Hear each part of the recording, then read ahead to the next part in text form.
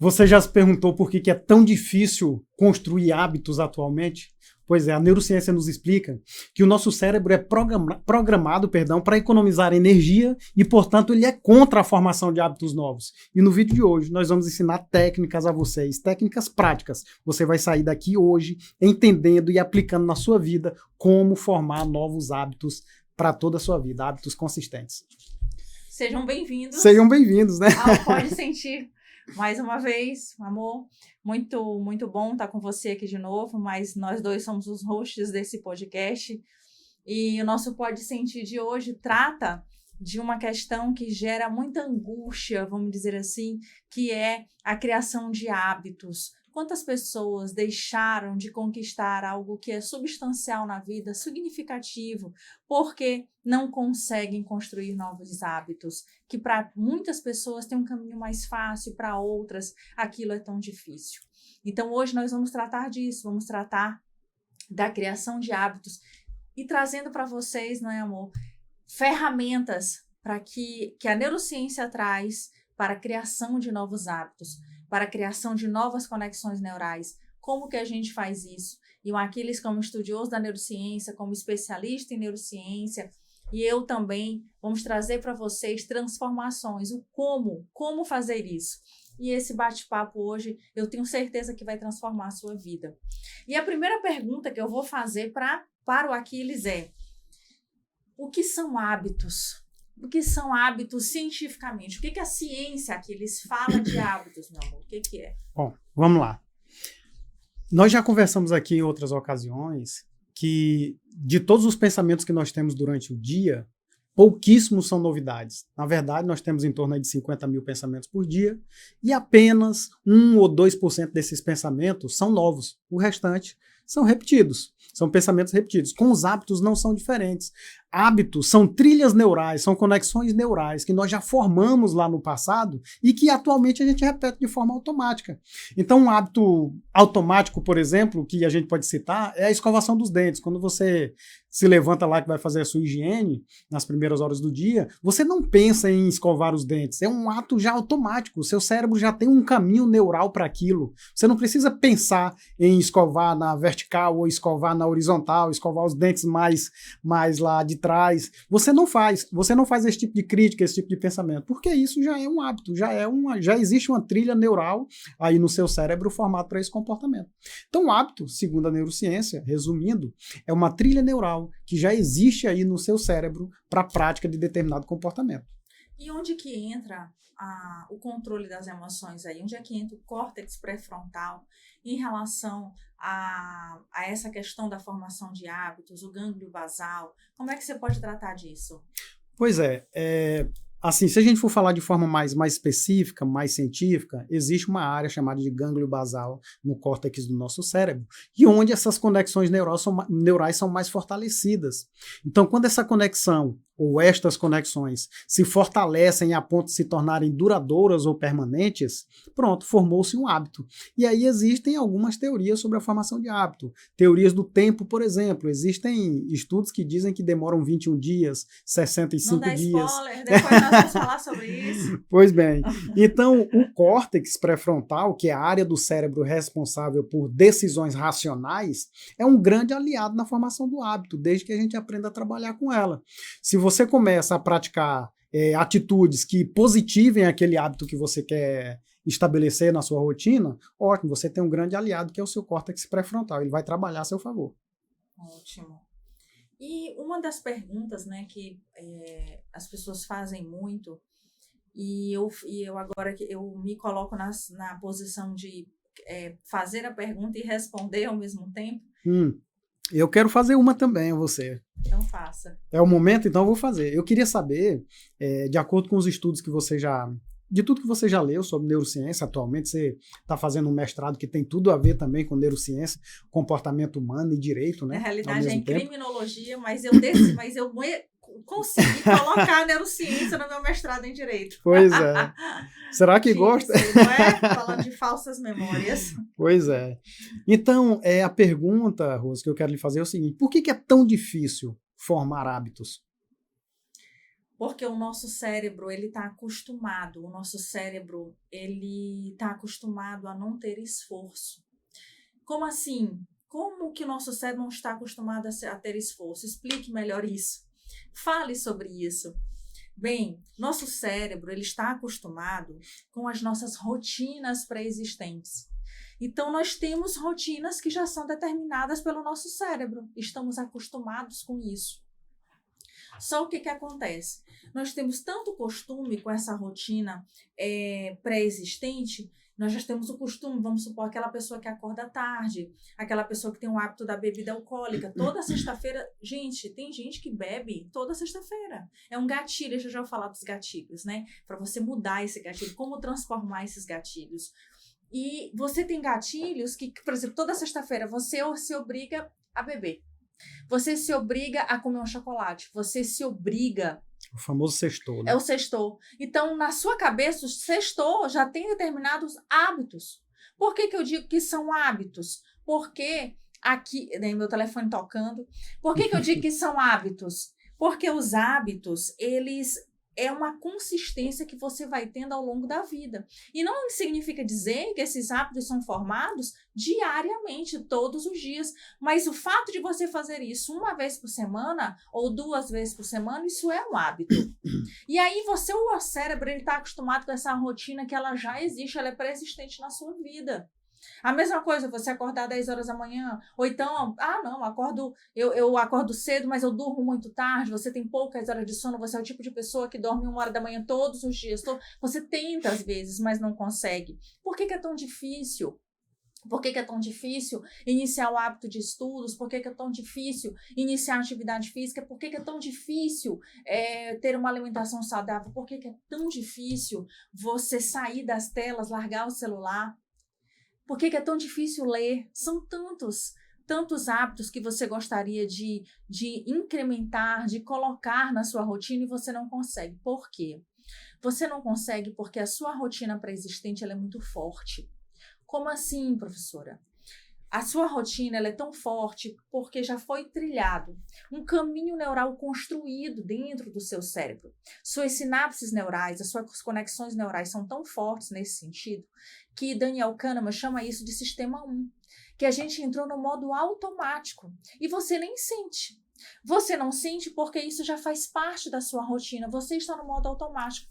E para desconstruir isso, o seu cérebro vai precisar de um esforço cognitivo um pouco maior.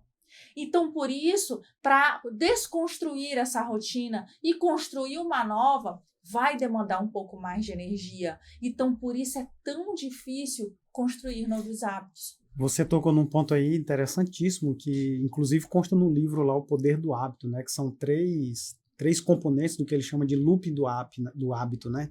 Que é o gatilho, que você citou, a rotina e a recompensa, né? Você falou aí da bebida alcoólica nas sextas-feiras, por exemplo, que aí o pessoal costuma chamar de sextou, né? Sextou, então vai todo mundo beber, né? Se você observar, existem gatilhos ambientais que despertam essa vontade em você. A música é uma delas. A conexão com alguns amigos é um outro gatilho também. Existem pessoas que se conectam para fazer determinada tarefa. Então, sempre que você encontrar essa pessoa, esse gatilho vai ser despertado em você. Assim também funciona a música. E você citou a rotina. A rotina é mais um dos elementos aí do que o livro chama de loop do hábito, né? Quais são os 3 componentes do hábito? Gatilho, a rotina e a recompensa. Então, algo para se tornar hábito, como você bem colocou, precisa entrar na sua rotina. Se você, de algum modo, só faz aquela atividade de forma espaçada, de tempos em tempos, aquilo não vai virar hábito. Né? E um outro segredo que o livro dá é o segredo da recompensa, né? É o sistema dopaminérgico, né? O neurotransmissor da recompensa. Tudo em nossa vida é feito em busca de algum tipo de recompensa. Então os hábitos maiores, os hábitos grandes, aqueles mais difíceis de serem formados, por que as pessoas desistem no meio do caminho? Porque não tem uma recompensa imediata. O nosso cérebro é movido à recompensa hedonista, a recompensa rápida, a recompensa tem que ser para hoje. Então, um dos grandes segredos do hábito é você dividir a sua tarefa grande em várias tarefinhas pequenas. Porque à medida que você vai conquistando espaço em cada tarefa pequena, você recebe um sistema de recompensa do cérebro. E essa recompensa, essa descarga de dopamina que seu cérebro dá, faz com que você se sinta mais motivado para dar o próximo passo, o terceiro passo, o quarto passo, o quinto passo, até você concluir a tarefa como um todo. Exato. Interessante isso aí. E é muito interessante também, eu já falei isso em episódios passados dos podcasts, a visualização, né? Sim. Então, assim, nós vamos já entrar no mérito nesse aspecto, mas você poder se visualizar, por exemplo, a pessoa que quer emagrecer, a pessoa que quer passar no concurso, a pessoa que quer montar uma empresa, a pessoa que quer ter um filho, a pessoa que quer casar, todas essas coisas, né, que fazem parte dos objetivos dos seres humanos, nós queremos evoluir diariamente. Quem que não quer evoluir? Todos querem evoluir. E a evolução se dá com pequenas mudanças diárias. E como que a gente faz isso, né? Quando a gente consegue se enxergar em determinadas posições, você se enxerga aprovado no concurso, você se enxerga, eu me enxergava vestida de toga como juíza quando eu passei a estudar para juíza, quando eu decidi que ia estudar naquele momento, que ia estudar não, que ia fazer a prova. Então, naquele momento eu já me enxergava. Quando eu decidi fazer atividade física, eu já me enxergava naquele momento magra, eu já ia perder os 10 quilos. Quando eu me enxerguei acordando cedo, eu já me via pronta, 5 horas da manhã, já sentada, fazendo o que eu tinha que fazer. Então, o poder da visualização também é importante, porque você já manda a informação para o seu cérebro de que você pode fazer aquilo. E isso não é só ficção, as pessoas falam isso que é a lei da atração. E, claro, a lei da atração está em tudo, eu acredito muito. Mas o que eu estou me referindo é que o poder da visualização ele é muito forte em todos os aspectos da nossa vida. Inclusive, o cérebro não vai diferenciar o que não vai, exatamente. O que é real e o que é imaginário, né? Não diferencia. Por isso, a física comprova isso. Cientificamente, nós temos essa comprovação. Então, primeiro você precisa se enxergar. Se enxergou, agora você vai crer. Crer naquilo que você vai mudar. E aí começa esse passo a passo que a gente está entregando hoje, que você pode transformar a sua vida, modificar a sua vida com modificações diárias, com pequenas transformações diárias em novos hábitos. Você pode mudar o seu destino se você mudar os seus hábitos, porque mudando os seus hábitos, você vai passar a ter constância nas suas atitudes. Tendo constância nas suas atitudes, você vai conseguir mudar o seu destino. E só um parêntese, é maravilhoso esse tema quando você fala de visualização, a gente consegue conectar isso com os dois lados do cérebro. O nosso cérebro é emocional e ao mesmo tempo é racional, e nós precisamos aprender a usar esses dois lados, essas duas habilidades do cérebro, né? Fala sistema 1, sistema 2. Sistema 2. Então, um avião não voa só com a asa, um passarinho não voa só com a asa. Van Gogh, um dos maiores pintores artísticos do mundo, pintou 700 quadros, só vendeu um. Então ele era tido como uma pessoa que desenvolveu extremamente o lado do cérebro artístico, o cérebro emocional, porém o lado de vendas, o lado de mercado ele não desenvolveu. Então ele foi frustrado nessa parte de vendas e foi um exímio pintor de quadros. Então o que ele fez? Usou muito bem um dos lados do cérebro, o lado emocional, e deixou de lado um pouco o cérebro racional. E quando você fala em visualização, isso é muito poderoso, porque o nosso cérebro, a neurociência já diz, que não distingue o que é real do que é imaginário. Então quando você imagina-se já na situação que pretende e que você sente aquela emoção presente em você, aquilo já aconteceu em algum lugar do mundo, fora de você. Agora você vai atrair isso para você e vai materializar na sua vida real, através das suas atitudes, é claro, sem ação nada acontece. Contemplação não causa resultado material. O que causa resultado material é a ação. Se você não agir, nada acontece. Agora, a visualização, o desenvolvimento da emoção é essencial. Isso contraria os dizeres de São Tomé. São Tomé disse, eu só acredito vendo. Para a neurociência, não. Primeiro a gente acredita, depois vê. É assim que acontece. Mas é exatamente isso, fantástica essa colocação. E como é que a gente trata, como é que, se a gente consegue mudar, se é possível mudar um hábito, é porque pode acontecer a neuroplasticidade. E o que é a neuroplasticidade? O que a neurociência trata disso? Porque a gente ouve muito, não, mas a neuroplasticidade se aplicava só apenas às crianças. Nós sabemos que não, que hoje os adultos são capazes de modificar o seu cérebro. E como fazer isso? Por quê? Eu vou só dar uma colocação, porque eu que trabalho com direito e estou na atuação jurídica todos os dias, a gente vê que muitos adolescentes, muitos adultos jovens, né, 18, 20 anos, cometem atitudes impensadas e você vê que o cérebro, a formação daquela pessoa não está completa. Porque a própria neurociência fala que o cérebro se forma só a partir dos 25 anos. Aliás, está formado a partir dos 25 anos. É um marco. 25 anos, sua capacidade cerebral está completa, né? Suas atitudes, você tem mais discernimento. Mas e aí? A capacidade cerebral foi formada aos 25 anos. Nós temos o fenômeno da construção, a formação emocional e racional se completa aos 25 anos. E depois disso, tudo porque depois disso eu vou começar, olha, agora você é uma pessoa praticamente madura. E você viveu, teve emoções, teve memórias para trás, antes dos 25. E aí, nesses antes dos 25, você pode ter construído memórias que não estão contribuindo, não foram situações que fizeram com que você se tornasse um ser humano melhor ou que você criasse bons hábitos. E agora, como desconstruir isso?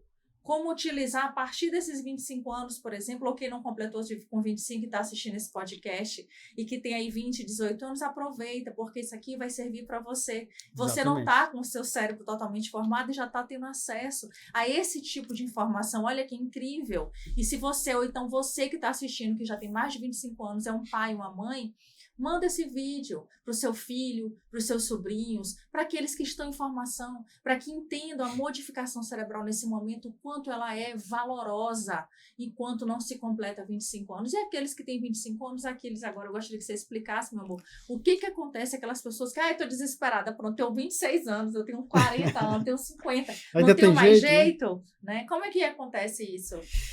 Bom, vamos lá, falar sobre neuroplasticidade, né? Só vou falar se você já tiver encaminhado esse vídeo para alguém. Vamos lá. Você bem colocou, meu amor, que a partir dos 25 anos o cérebro já tem a sua estrutura anatômica toda formada e todas as funções praticamente perfeitas e acabadas. Acontece que existe um fenômeno chamado de neuroplasticidade, que é a capacidade de modulação que o cérebro tem, a capacidade de readaptação, a capacidade de modificar aquilo que já está pronto.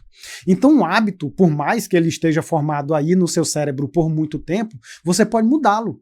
Agora, para mudar depois da formação completa do cérebro, é óbvio, é mais demoroso, é mais custoso, por assim dizer.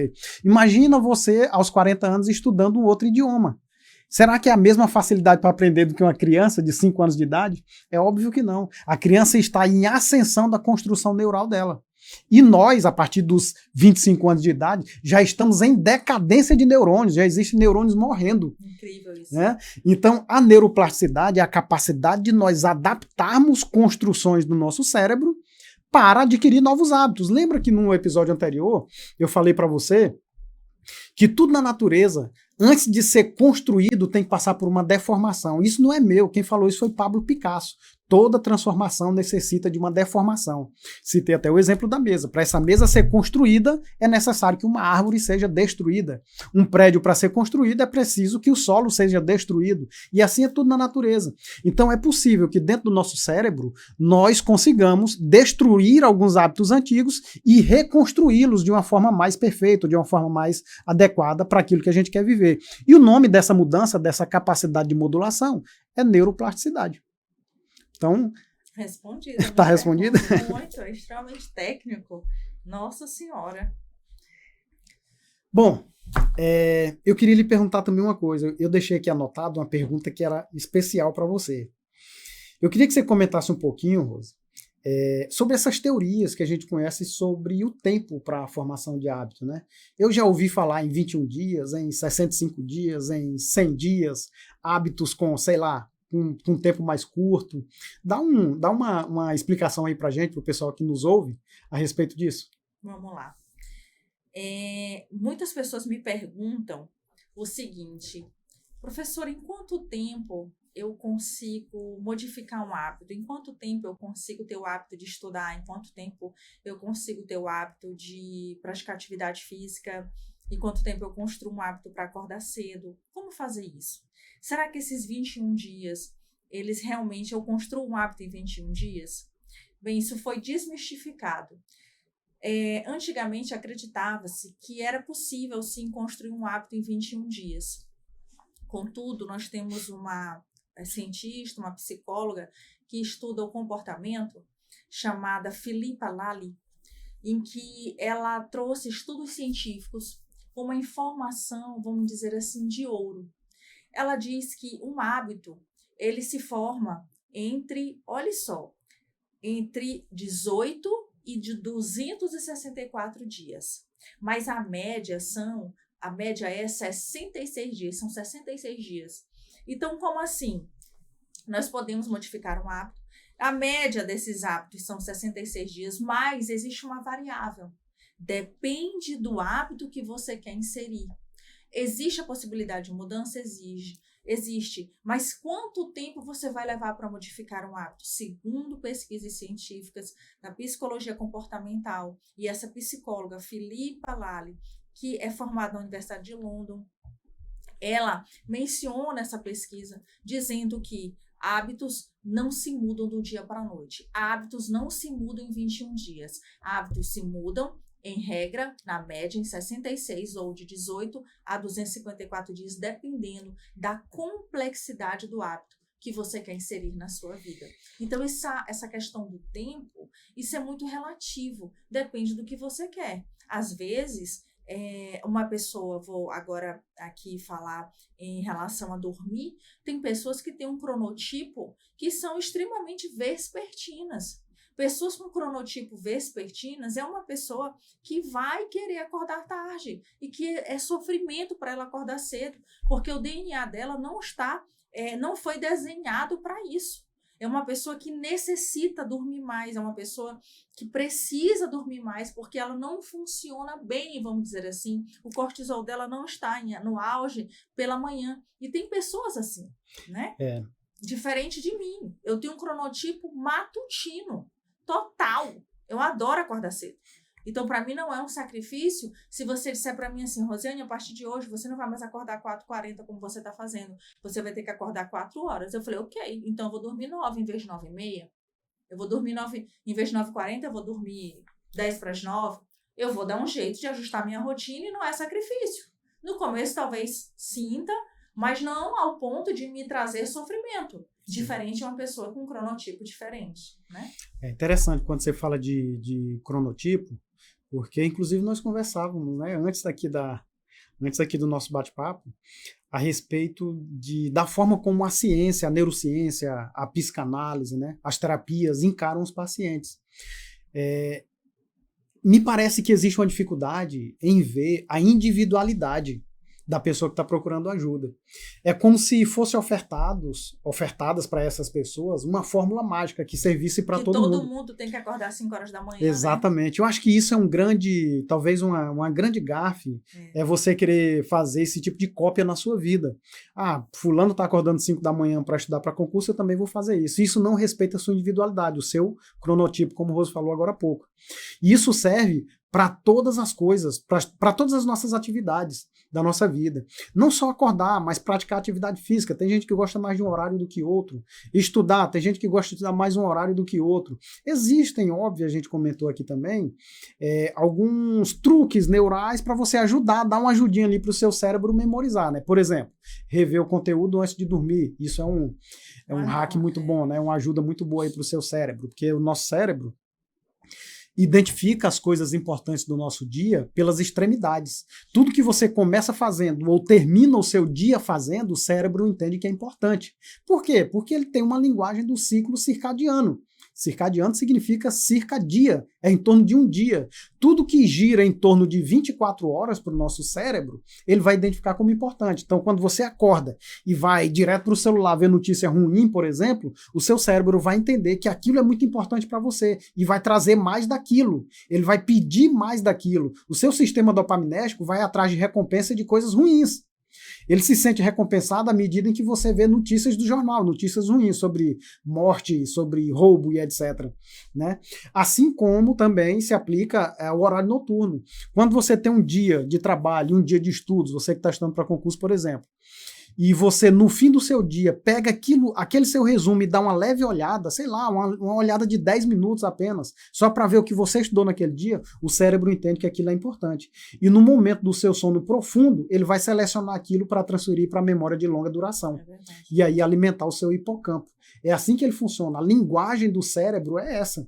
E como é que ele entende que o dia gira em torno de 24 horas? Ora, o cérebro não tem relógio, certo? Pois é.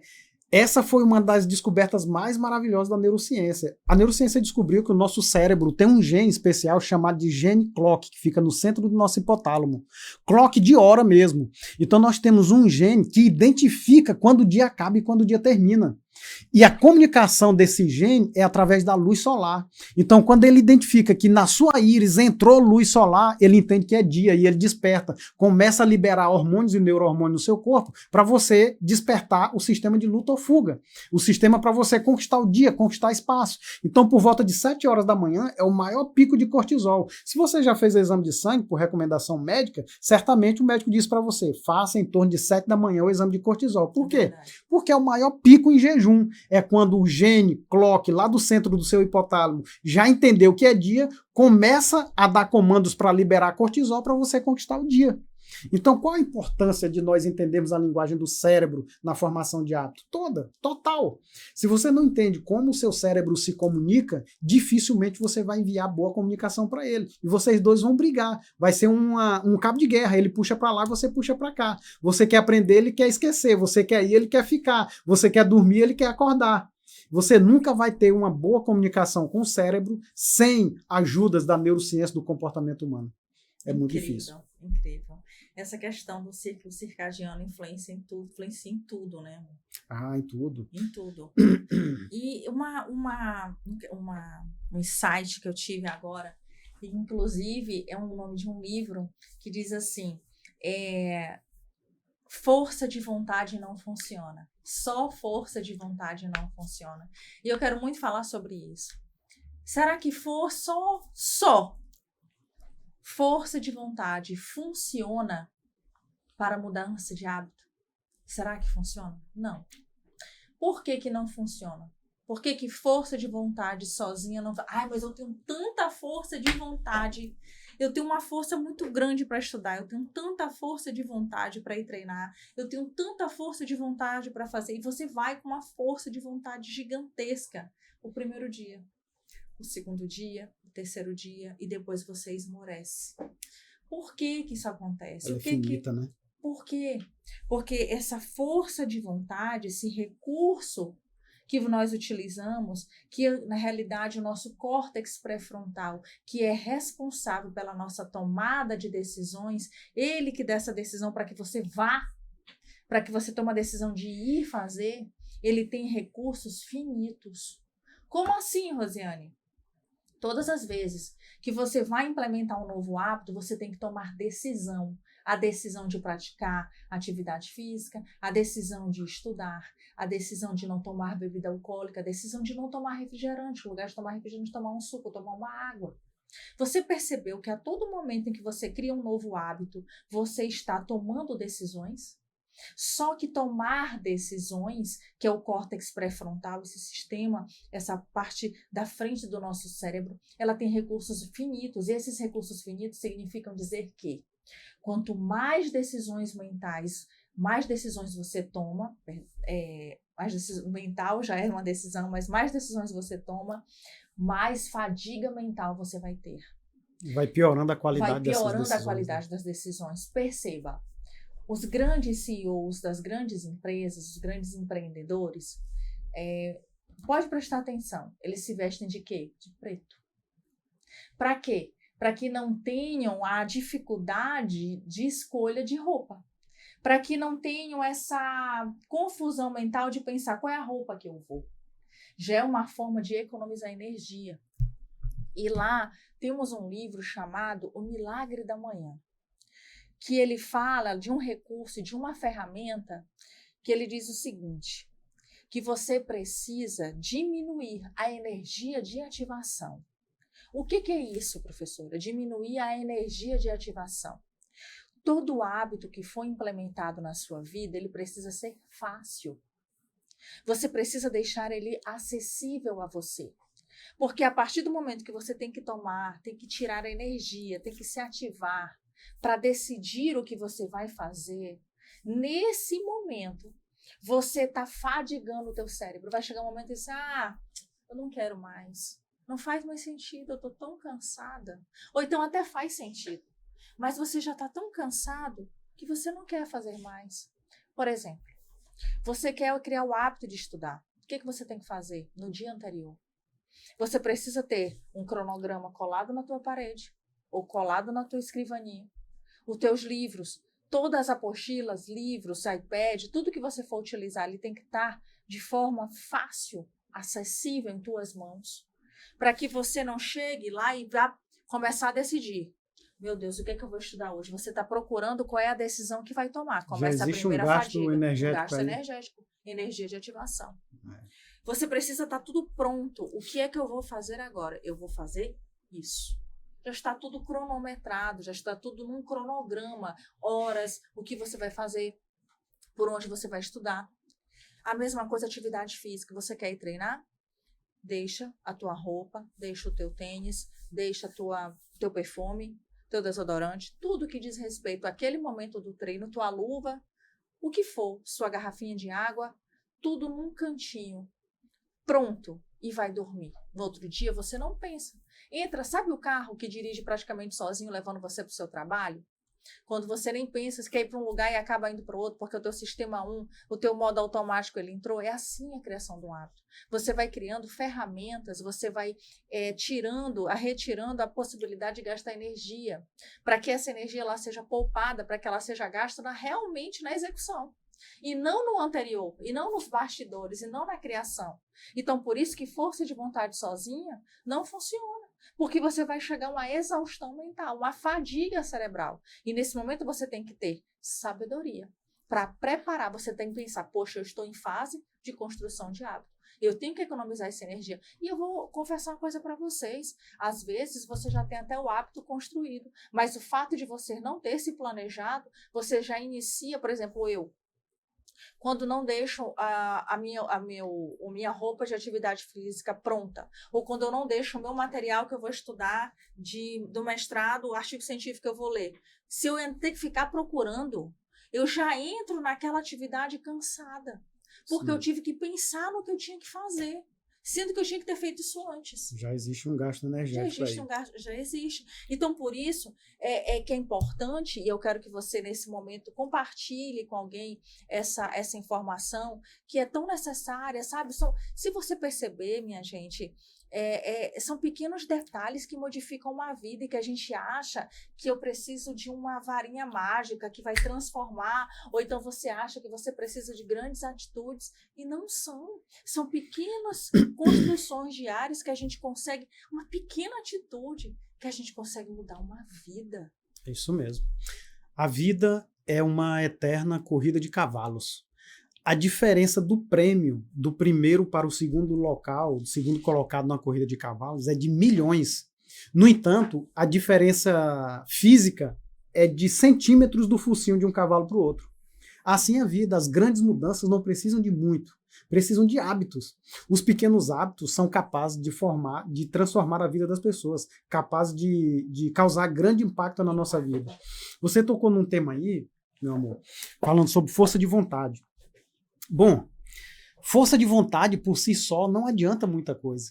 Imagina que você tem uma bola de futebol dessas de plástico de criança, e você pega essa bola e segura essa bola lá no fundo da piscina. Tudo bem, por algum tempo você segura essa bola lá, mas daqui a pouco você vai cansar e essa bola vai subir para a superfície. Por que ela não fica lá embaixo? Porque ela não tem ecologia para ficar lá embaixo. Ela não foi feita para ficar lá no fundo da água. Ela foi feita para ficar na superfície. O ser humano é multifatorial. Se você não mudar a sua ecologia, se você não mudar a frequência neurológica que você tem para os objetivos que você quer, os hábitos não vão se instalar em você de graça. Então, para você ter o hábito de praticar atividade física, por exemplo, você precisa se envolver com essa ecologia da atividade física. Você não tem como andar com pessoas que consomem bebida alcoólica todo dia, pessoas que estão extremamente acima do peso, pessoas que se alimentam mal, que dormem mal, que falam mal dos outros, e você quer ser o expert da atividade física. Não vai dar certo, esse ambiente não é ecológico para você. Vou dar um outro exemplo para ficar ainda mais claro. Imagina você que a floresta amazônica está pegando fogo agora. Os animais que vivem lá precisam do corpo de bombeiros para ir lá expulsá-los? Não, eles vão sair de lá sozinhos, porque aquela floresta não tem mais ecologia para eles. Não é mais um ambiente ecológico, harmônico para eles. A formação de hábitos é a mesma coisa. Você precisa construir um ambiente ecológico para a formação desse hábito. Como você falou há pouco, a sua roupa de ginástica já está pronta na noite anterior. Sempre. Você, na noite anterior, formou um ambiente ecológico para a atividade física. Aquilo é harmônico com a atividade física. Então, isso são hacks para economizar a energia do seu cérebro.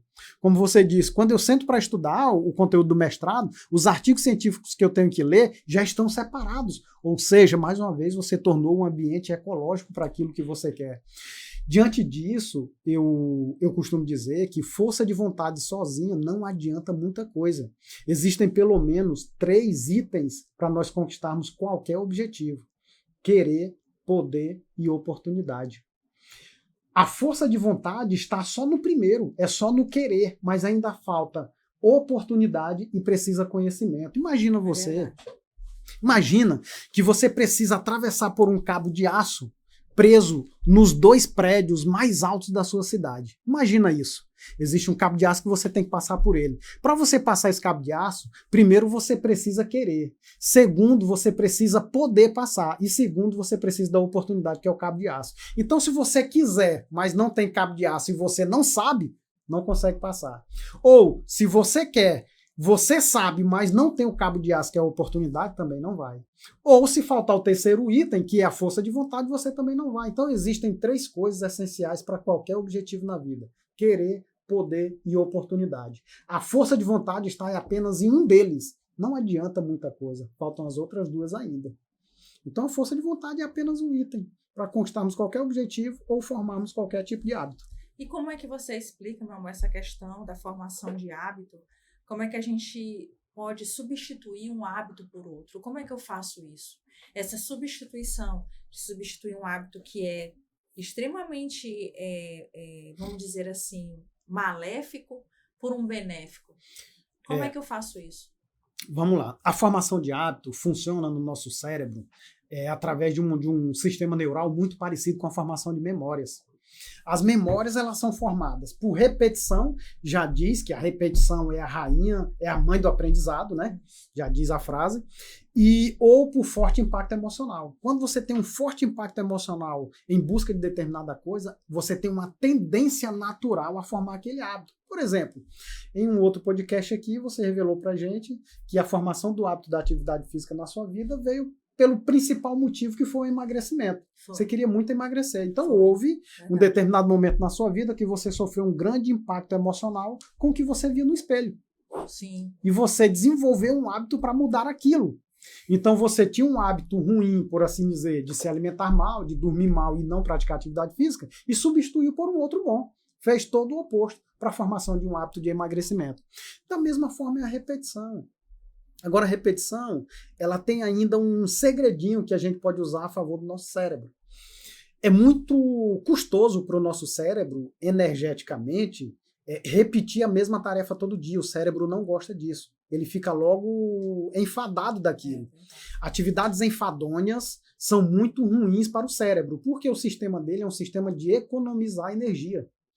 Ele quer que a nossa energia seja economizada. Então, para você desenvolver a habilidade de repetir tarefas, o segredo é você quebrar essa tarefa grande em várias tarefas pequenas. Então, se você quer ler um livro, não se preocupa com o livro. Quebra esse livro em pequenas páginas. 2 páginas por dia. Começa com 2 páginas por dia. Porque se você ler 2 hoje, 2 amanhã, e ao longo da semana você lê apenas 2 páginas, vai chegar um momento que o seu cérebro cobra mais. Ele já vai começar a se habituar de tal forma com aquela leitura que ele vai querer, opa, já vai parar, não para agora não, lê mais uma. Isso. É assim que o hábito, através da repetição, acontece. E como é que acontece dentro do nosso cérebro isso? Através do sistema de recompensa. Uhum. Quando Dopamina, né? Dopamina. Quando nós atingirmos Quando nós atingimos, qualquer objetivo, há automaticamente no nosso cérebro uma descarga de dopamina muito grande, que é o neurotransmissor responsável pela busca do prazer. Tudo que nós queremos, enquanto cérebro, óbvio, tudo que o cérebro quer é recompensa. Então, se você lê 2 páginas, ele se sente recompensado e libera dopamina. Se você lê mais 2, ele diz, opa, consegui, libera mais dopamina. E assim, você recebendo recompensa, é como uma criança que recebe doce. Recebendo recompensas em recompensas, você vai progredindo. Então, você me perguntou como desenvolver hábitos ou substituir hábitos ruins por bons. De 2 maneiras, principalmente. Forte impacto emocional ou por repetição. E a repetição tem esse segredo, que é você quebrar um grande objetivo em pequenos objetivos. Quer treinar? Quer começar a fazer atividade física? Não começa com 1 hora, não. Se você for para fazer 1 hora de academia, amanhã você não vai mais, até porque sua musculatura não está preparada para isso. É verdade. Você vai fazer ali exercícios básicos de musculação, no outro dia está todo dolorido e não vai mais. Ou vai fazer uma caminhada ao ar livre e você vai querer andar 1h30, 1 hora. Não precisa isso. Vai 20 minutos, 15 minutos. Amanhã você supera 1%. Esse é um segredo. Filosofia Kaizen do japonês, a melhora contínua, 1% ao dia. Caminha hoje 10 minutos. Amanhã aumenta 1%. Caminha 11, 10%, caminha 11%. No dia seguinte, 12%, no dia seguinte, 13%. Vai chegar um momento que o seu cérebro já está tão acostumado com aquela atividade e já recebeu tanta recompensa que ele vai pedir mais. E aí esse é o momento em que o hábito se instala. E o momento de instalação do hábito é muito interessante sobre a pesquisa que você citou aí, da pesquisadora Felipe Lala, né? Em que ela fala sobre a quantidade de tempo para a formação de um hábito. É muito interessante porque nessa pesquisa dela, ela diz que o ser humano é multifatorial. Sim. Então não é só tempo. Isso é o que nós conversamos agora há pouco, alguns minutos aqui, falando sobre fórmulas gerais. Não serve. Existe uma individualidade, cada ser humano não existe um cronotipo, existe uma fórmula. Tem que ser respeitado isso. Sim. Se você for pegar fórmulas gerais da vida para desempenhar qualquer tarefa, desculpa eu dizer, mas você vai se frustrar num curto intervalo. Porque essas fórmulas gerais não tem como se encaixar no seu perfil comportamental, no seu temperamento, no seu estilo de vida, na sua estrutura genética. Exato. Tem gente que é mais diurno, tem gente que é mais noturno. Embora todos nós obedeçamos um ciclo circadiano, mas tem gente que lida melhor com sono, outras pessoas lidam muito mal com sono. Tem gente que lida muito bem em acordar cedo, é o caso do meu amor aqui. Tem gente que não gosta de acordar cedo, é o meu caso, eu não gosto de acordar às 4 da manhã. Eu prefiro esticar a noite, estudar até meia-noite e acordar às 6 da manhã do que acordar às 4h40. Então é preciso descobrir a sua individualidade. Formação de hábito, como tudo na vida, não segue fórmulas gerais. Já disse a pesquisadora aí, a Felipe Lala, né? Existem várias teorias de tempo, mas precisa respeitar a individualidade de cada um. Né? O objetivo de cada um, a formação de hábito de cada um, né? Isso é muito importante e também, amor. Nós não temos a mesma identidade, nossa identidade é única. Então, isso já denota que todos nós somos diferentes um do outro. Exatamente. Então, não dá para colocar todo mundo numa receita de bolo e dizer, toma aí, agora vai. Então, vai acordar agora às 5 horas da manhã, que você vai ser a pessoa mais produtiva do mundo. Pode ser que você não seja. Meu amor, isso é milenar. Isso é milenar. Existe um ensinamento que você vai se identificar muito. Lembra quando Cristo curou o cego? O que ele fez para curar o primeiro cego que procurou? Pegou o pó no chão e soprou no olho do cego. Pronto, está curado. Sim. Veio o segundo cego. Como que ele curou o segundo cego? Pegou o pó do chão, cuspiu na mão, fez lama e passou nos olhos do cego. Por quê? Se é a mesma doença, por que curou de 2 formas diferentes? Não existe explicação melhor para isso. É porque ele respeitava a individualidade. Fórmulas gerais não funcionam. O grande ensinamento de Cristo nesse momento dessa cura foi dizer o seguinte: a doença pode ser a mesma, a deficiência pode ser a mesma, mas a cura é diferente para cada um. Exato. É necessário respeitar a individualidade. Não tente formar hábito da mesma forma que o seu vizinho forma. Não vai dar certo para você. Que profundo. E se você está gostando, faz o seguinte, com certeza existe alguém que nesse momento está querendo formar hábito também. Encaminha esse vídeo para essa pessoa. Para ela se juntar a nós e fazer o ambiente aqui crescer e ficar melhor ainda. Com certeza. Agora eu quero falar, meu amor, de criação de estratégia. Vamos falar de estratégia? Vamos.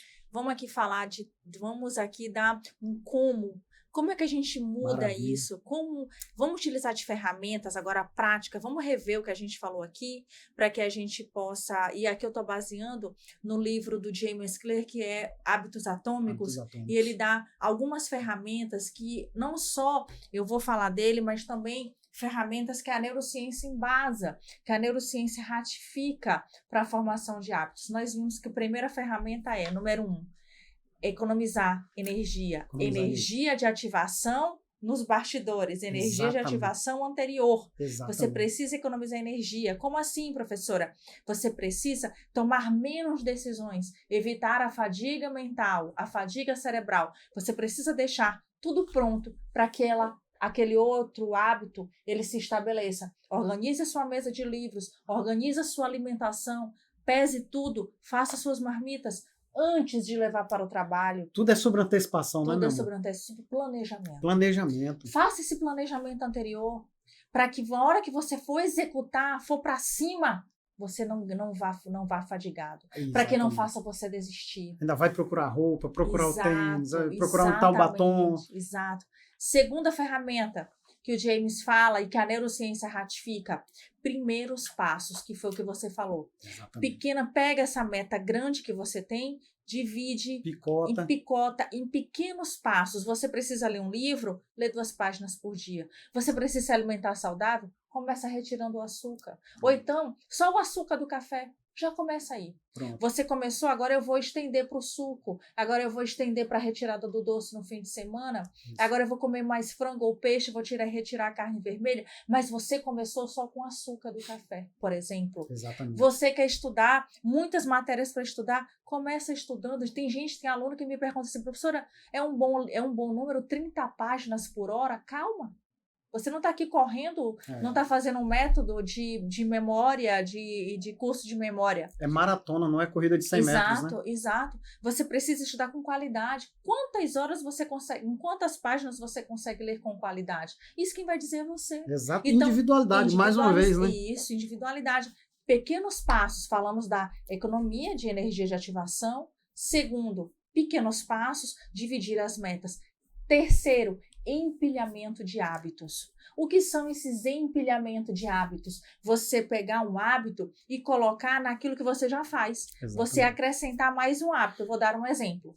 Você todos os dias toma café nos mesmos horários. Você todo dia senta lá para tomar café às 7 horas da manhã. Todos os dias você está lá com seu cafezinho. O que você vai fazer? Você vai deixar um livro que você quer ler já na mesa de café. Exatamente. E você vai se prometer ler 5 minutos desse livro, tomando o seu café. Se você estiver em família, terminou, peraí, eu sei que eu já tenho que sair para o trabalho, mas eu tenho 5 minutos, eu tenho que cumprir, e aí você precisa vencer essa força da resistência. Exatamente. Porque você vai olhar para o relógio e vai dizer assim, eita, eu tenho que ir trabalhar agora. Só que quando você se propõe tem uma construção de um hábito, um empilhamento de hábito, ou seja, colocar mais um hábito no hábito que você já tem, isso não vai ser grande esforço. Vai para o arrastamento, né? Isso, vai para o arrastamento.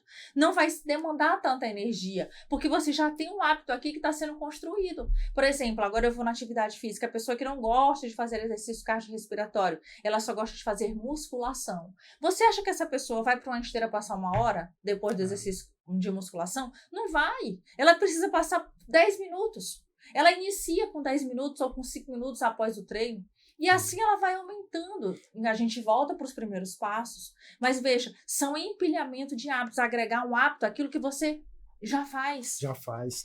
E à medida que você vai conquistando uma tarefa após a outra, vai liberando dopamina no seu cérebro, sistema de recompensa, e o seu próprio cérebro vai começar a estimular você a fazer de novo, e de novo, e de novo, e de novo, até virar hábito. E vamos para o quarto, né? Quarto passo? Sim. O quarto passo qual é? Um ambiente favorável. Como assim, professora? Um ambiente favorável. Se você tem um ambiente favorável para a criação do seu hábito, ele vai se tornar muito mais fácil. Me explique melhor. O que eu estou querendo dizer sobre isso? Você pode estar me perguntando agora. Você precisa pegar o seu ambiente e transformar num ambiente favorável. Isso significa dizer, não é só organizar o seu material, não é só se você quer deixar o açúcar, ou se você quer deixar o álcool, ou se você quer criar o hábito de estudos, minha gente, nós influenciamos pessoas e somos influenciados. Então, a partir do momento, como a Kili já falou aqui, que você escuta músicas ou que você está em ambientes que te dão gatilhos para que você venha ter a tua rotina, que já é pré-existente, do teu comportamento anterior, você der um gatilho no sentido contrário, você não vai construir um novo hábito. Não vai. Se você se prometeu, você disse que ia se alimentar saudável de segunda a sexta-feira, chega uma pessoa na quinta e diz assim, vamos comer uma pizza?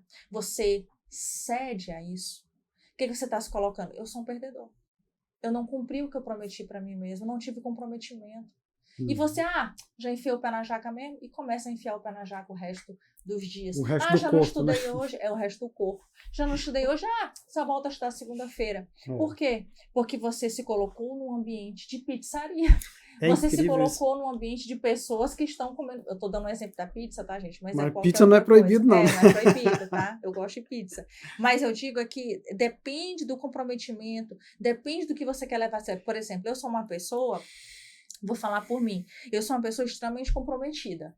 Quando eu falo isso para Aquiles, amor, quando eu decido algo, se eu decidir que eu vou fazer, eu vou fazer. Sim.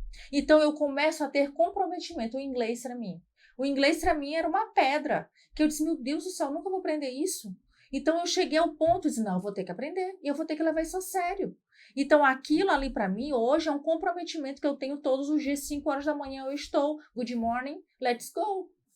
Eu tenho que estar lá na frente do computador para assistir aula com o meu professor Carlos. Por quê? Porque eu me comprometi, porque aquilo faz sentido para mim. E se alguma coisa, algum erro na minha rotina acontecer e eu não estiver ali, o que eu estou fazendo? Eu estou simplesmente dizendo para mim mesma que eu não sou capaz de fazer aquilo. Mas como que eu vou ser capaz de fazer? Eu negar um convite anterior, na noite anterior, que eu sei que vai impactar onde? No meu sono, que eu sei que vai impactar na minha rotina. Se eu quero parar de tomar bebida alcoólica, eu tenho que parar de andar com pessoas que bebem.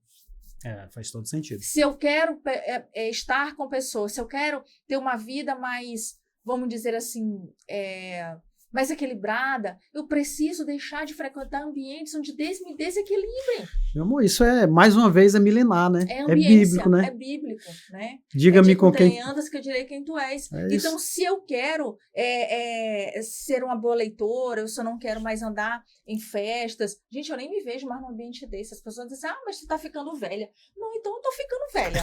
Porque eu não me vejo mais, a minha energia nesse sentido não é mais a mesma, porque hoje eu tenho outros valores. Hoje, eu priorizo dormir cedo, acordar cedo, estar com a minha família. Então, para mim, estar num ambiente de festa, aquilo ali me desequilibra a minha alma, o meu espírito. Fica uma coisa esquisita, fica heterogêneo, não me preenche, não me preenche. A mesma coisa, e eu estar ali e ver situações que me incomodam. Entende? Que não se coadunam com os meus valores. Mas o que eu faço para eu não me sentir tentada? Porque nós somos carne, gente. Nós somos carne. Se você tiver num ambiente desse todo fim de semana, andando com pessoas todo fim de semana, você vai ceder às tentações da carne. E aqui eu não falo nem só...